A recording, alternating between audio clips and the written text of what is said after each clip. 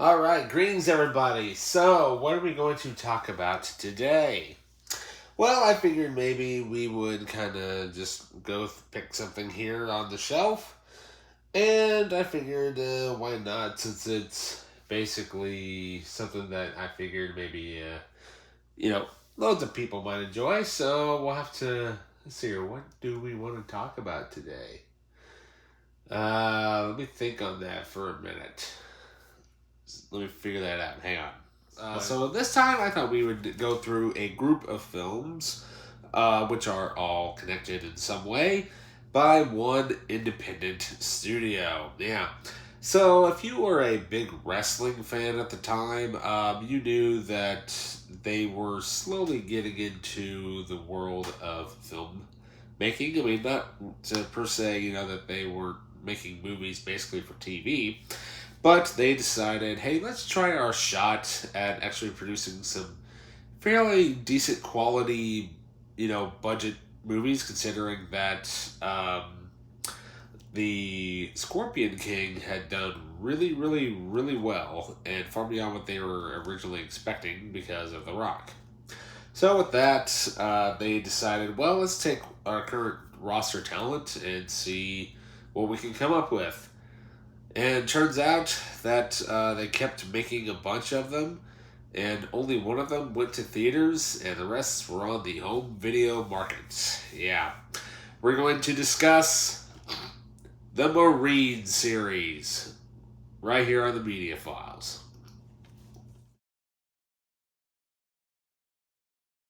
Alright, welcome back. So, the Marine series of 6 films, which are basically just your average,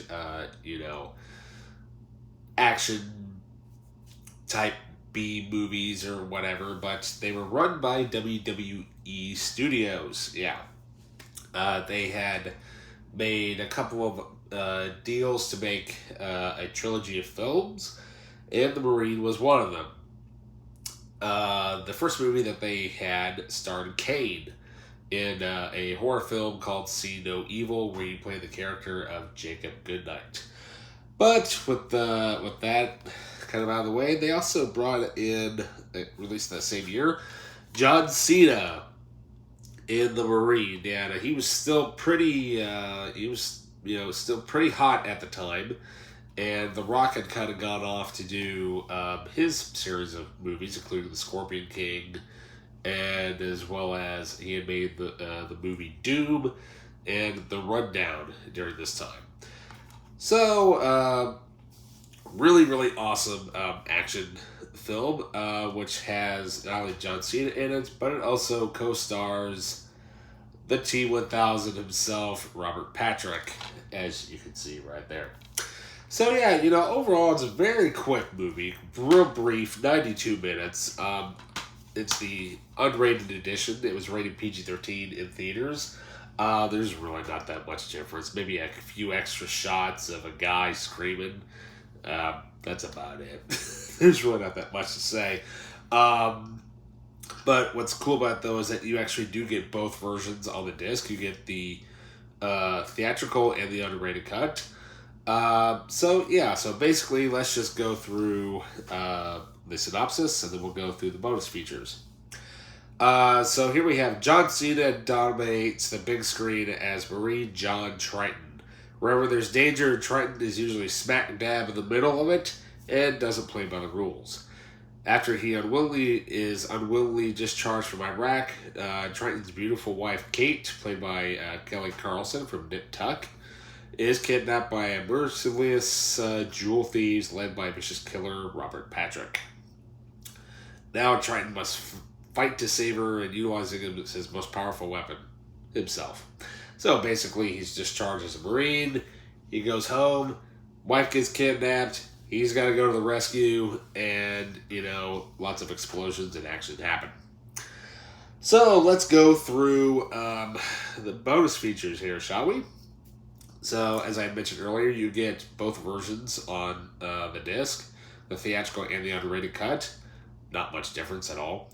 We have an exclusive featurette, The Making of the Marine. John Cena featurettes encompassing Cena's personal profile, military history, basic training, and Cena's Aussie Day Off, as in Australia.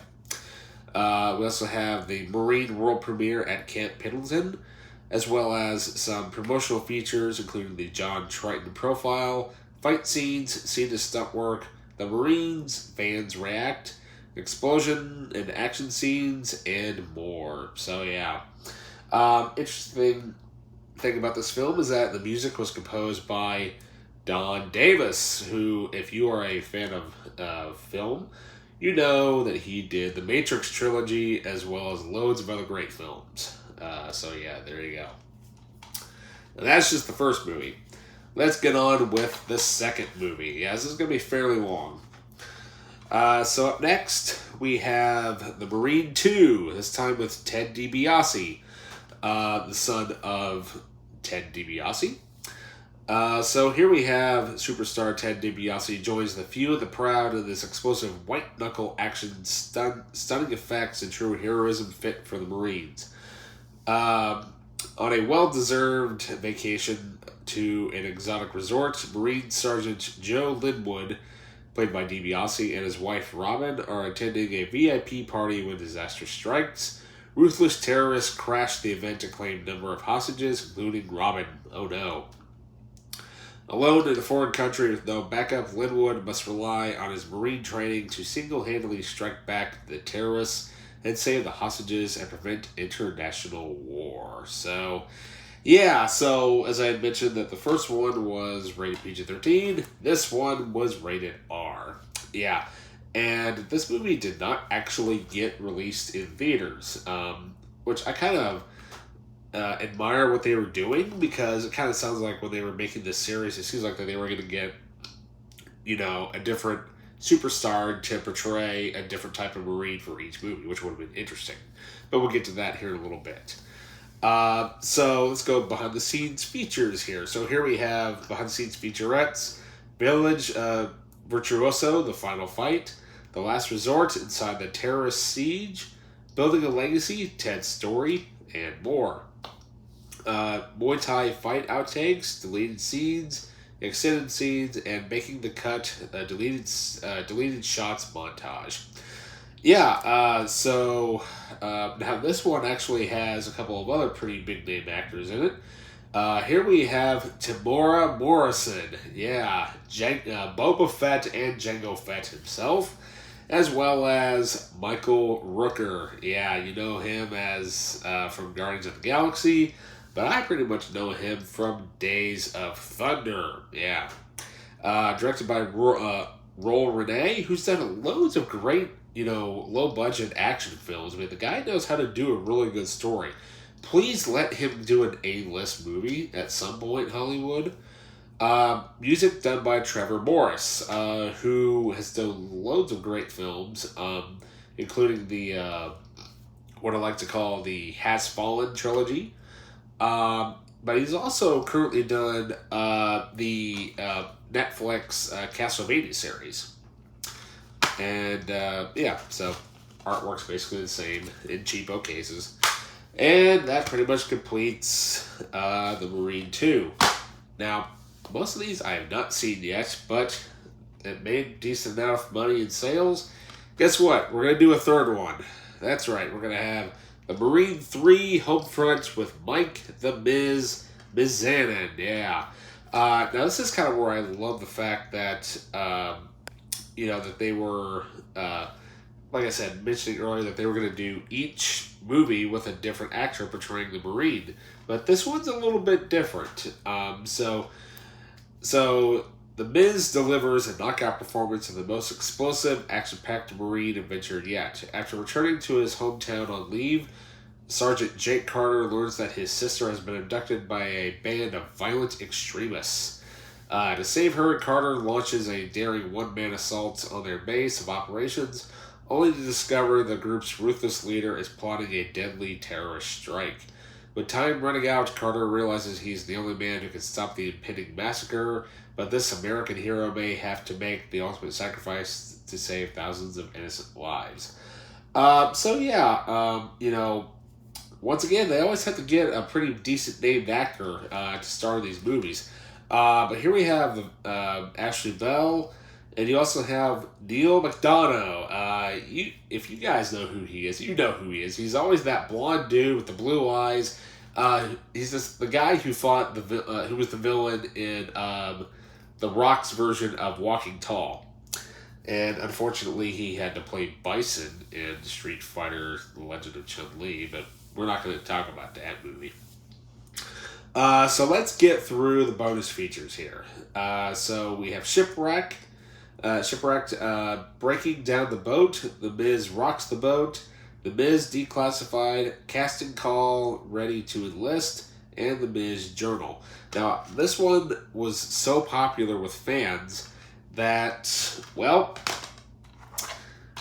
they brought the Miz back for the next film. Yep, the Marine 4 Moving Target. This time co-starring another wrestler, Summer Rae.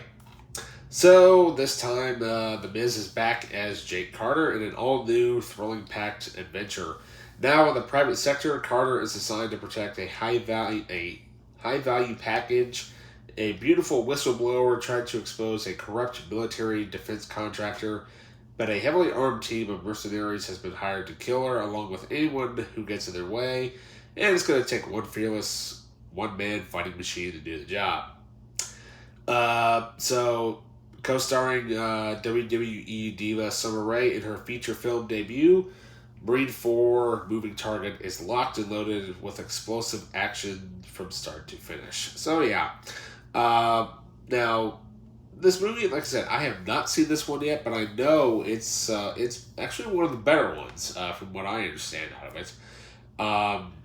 The only person that I know, besides the two wrestlers in this movie, is the screenwriter Alan McElroy, who's wrote loads of great movies, but I mainly know him from writing the Spawn TV series when it was on HBO at the time.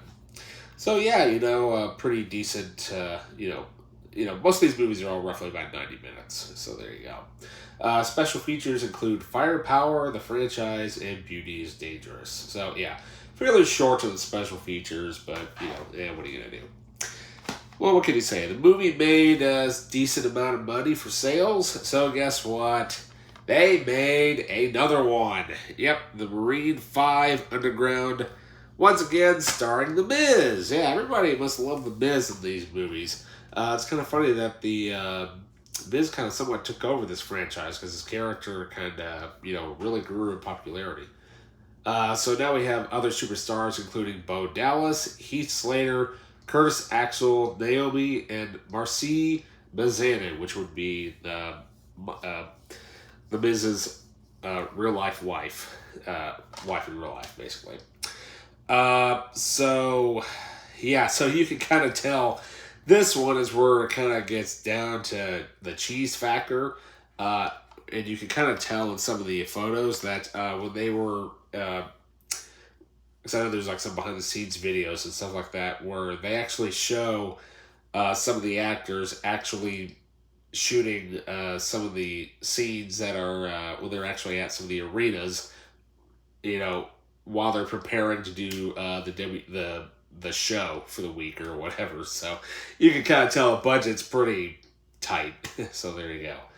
All right. So after returning stateside and now working as an EMT, Jake Carter finds himself trapped with an injured, marked man he swore to save. As a ruthless biker gang bent on revenge gains speed, Carter must use his killer Marine instincts to end the rampage or die trying. So yeah, like I said, I've never actually seen this one yet, so we'll see how this one turns out. So I guess that money must have made it, must have sold enough, just enough copies. Well, to bring, as of right now, the current and final film of the franchise, The Marine 6 Close Quarters, starring The Miz, and co-starring my favorite wrestler, one of many back from when I watched it, Shawn Michaels. Yeah. Also with co-starring Becky Lynch there as well. So, The Miz is back and he's ready to fight. So Jake Carter and former fellow Marine Luke Trapper, played by Shawn Michaels, joined forces to rescue a kidnapped girl from a gang of international criminals headed up by Maddie Haynes, aka Becky Lynch. So let's go through the bonus features here real fast. So here we have making Maddie in the Marines and the breakdown epic fights. So yeah, as far as I know, I have not seen this movie at all. But one thing I want to point out is I seriously doubt the actor did this. But according to the back of this, if you can read that right there, it'll focus on it. Edited by none other than Chuck Norris. Now that would be hilarious if Chuck Norris himself actually edited this movie. I know it's probably not him, but it's just kind of funny that that a WWE movie is edited by Chuck Norris, who got beat up by Bruce Lee. So yeah, so that basically completes this small little video regarding the Marine saga there. And if you're looking for cheesy, quick fun, most of these movies are pretty much roughly about 90 minutes, real quick, in and out. Let's see here. As far as I know, looks like the Marine 2 is the longest one at 95 minutes. So, like I said, they're all quick in and out. All right, so that completes this video series look over, whatever it is you want to call it. With that, if you're a fan of cheesy wrestling type movies, go watch them. They're fun, from the ones that I've seen at least. And with that, don't forget to like and subscribe, hit that notification button. And with that, I'll see you in the next video. See ya.